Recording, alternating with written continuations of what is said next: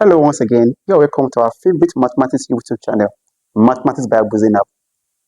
That special channel, specially curated for you and I to demystify mathematics and tackle the age-long phobia associated with this much more important subject.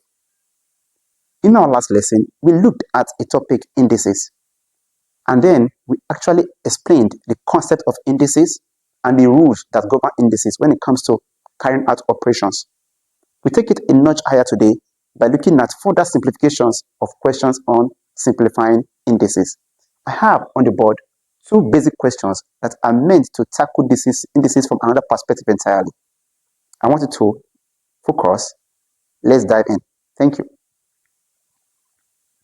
So to start with, I have question 1 here, which says simplify 3 to the power of m plus 1, then minus 4, 2 to the power of m minus 1, all over 2 to the power of m plus 1 minus 2 to the power of m. We still apply those laws of indices as much as we can. So to start with, we have these 3 outside here. We have 3 in bracket. We can break this down into 2 to the power of m times 2 power 1, which is pretty much the reverse of the direct law of indices there, because plus translates to multiplication. Minus 4, then 2 power m, this time around divided by 2 power 1, because minus means division, and that's power 1. Over the denominator, we have 2 to the power of m times 2 to the power of 1 minus 2 to the power of m. We are trying to break down to the simplest form possible. The next thing we have to look at is 3 times this 2 to the power of 1 is merely 2. Then 2 power m minus 4 times 2 to the power of m divided by 2 to the power of 1, which is still 2. Of course, this is the numerator. Denominator, we have this 2 here. 2 to the power 1 is just 2 times 2 to the power of m minus 2 to the power of m. So I am simplifying further. Then here, 3 times 2 is 6. 6 of this. Note, a common mistake that students make is to say 6 times 2 traced to the power of m. That's wrong, because they are not the same base, so we can't just multiply. And 2, they are not having the same power. If they're having the same power, then we can easily multiply. But because they're not having the same base, you can't do that. You have to take note of that mistake that students make often. So 2 in 4 is 2. Then you have what? 2 power m. Again here, this cannot be 4 raised to the power of m, because again, they're not the same.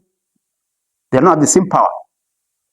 Over 2, then 2 to the power of m minus a single 2 to the power of m. You can see I'm consciously putting the 2 power m in a bracket to look like a 10. And what I have here is 6 of this minus 2 of that. So that means we are going to have the 4 of that. If you like, you could have used a letter to represent this, to say letter A, for example. It's like saying 6a minus 2a. That would be 4a. But no need to go that route. Similarly here, 2 of this value minus this is 1 of the same value. That will simply be what? Just 1 of it. Again, if we add used letter A, 2a minus 1a, which is a simple a. As you can see clearly here, in the bracket here, 2 power m can divide 2 power m. So the answer becomes just 4. Hence, the whole of this results to 4. And it's that simple. I believe you find this quite interesting.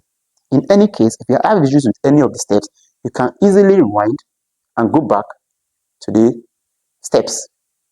Now, let's take question number 2 and see how that pans out. However, the slight difference in question 2 is that we've got different numbers here. Unlike 1, that we have a single base of 2 all through, but here you're having mixtures of 2 and 3s. So let's see how it goes. So we have 2 raised to power 2, that's the 4 originally, then power 2c. Then times this 6 is 2 times 3 raised to power 2c plus 1.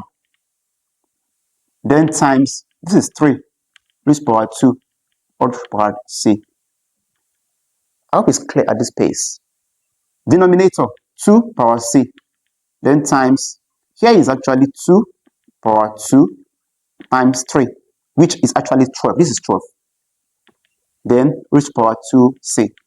Then times here is actually 2 times 3 power 2, which is 18, because that's 2 times 9. Then power c. So the aim is to break everything down to the product of 2s and 3s. So the numerator now becomes 2 root power 2 times 2c, 4c, times, again, from the previous lesson, we open this bracket with the index. So we have 2 power 2c plus 1 times 3 power 2c plus 1. Then times 3 power 2c.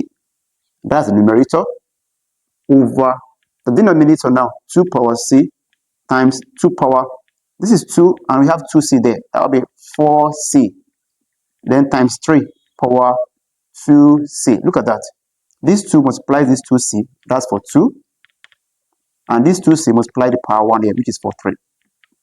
Similarly there, 2 power c times 3 power 2c. Okay, we are pretty much done with the brackets.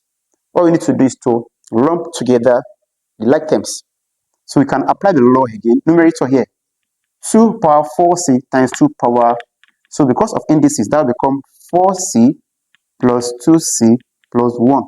We are multiplying, we're going to add. Similarly for 3 is power 2c plus 1 plus 2c. So that's the combination of the numerator. The denominator we're going to have here, similarly, we've got 2 here and 2 here and 2 here. So since we are all multiplying, we're going to have simply adding the powers, c plus 2c plus extra c. So we have c here, c here, 4c here, and lastly c here. Then for the 3, we have 2c plus 2c. So we now have them as 2s and 3s. So we have here 4c plus 2c, that's 6c plus 1, times 2c plus 2c, that's 4c plus 1, divided by denominator c plus 4c, that's 5c plus c, 6c. Then here 3, this is simply 4c. So at this stage you can apply again the law of indices, meaning for division, 3 is power 6c plus 1 divided, that will be minus 6c, that's for the 2s. Then for the 3, we have 4c plus 1 divided minus again 4c. So that's pretty much the summary of the whole thing. And lastly, we have 2 is power 6c minus 6c, that's just 1 left. Likewise, 4c minus 4c, just 1 left. So it reduces to 2 power 1 times 3 power 1, which is simply 6. I pretty much believe that this is quite straightforward. It might be a bit challenging, a bit here and there for beginners, but trust me, when you lay your hand on 1 or 2 examples, you're going to find that it's easier than you think. And I believe that's pretty much how far we can go for the class today, which I believe has been quite enlightening and quite informative. Maths is fun, believe me. All you need to do is to have the will, the sheer determination, and make sure you fold your sleeves and get ready to work. It's as simple as that. The more you practice, the better you become. We've come to the end of the class today. All I need to do is to revise this lesson.